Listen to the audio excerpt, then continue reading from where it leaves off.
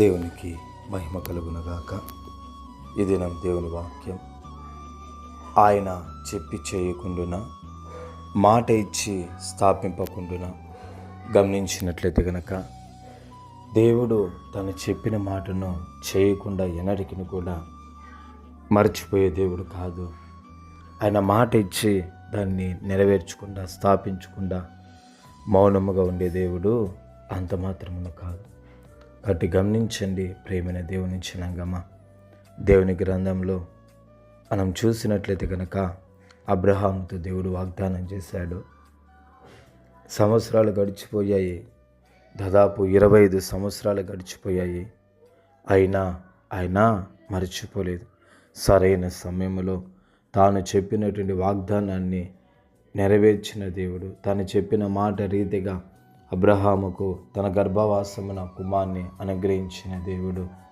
ఆయన మాట ఇచ్చి మర్చిపోయే దేవుడు కాదు. చెప్పి చేయకుండా, మాట ఇచ్చి దానిని నెరవేర్చకుండా ఉండే దేవుడు ఎంత మాత్రమును కానే కాదండి.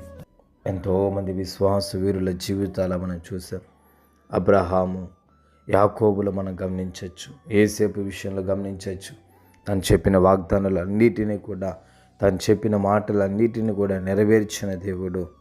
ఈ దినాన నీకు చెప్తున్నది ఏమనంటే, నీతో ఆయన చెప్పిన ప్రతి మాటను కూడా నెరవేరుస్తాడు.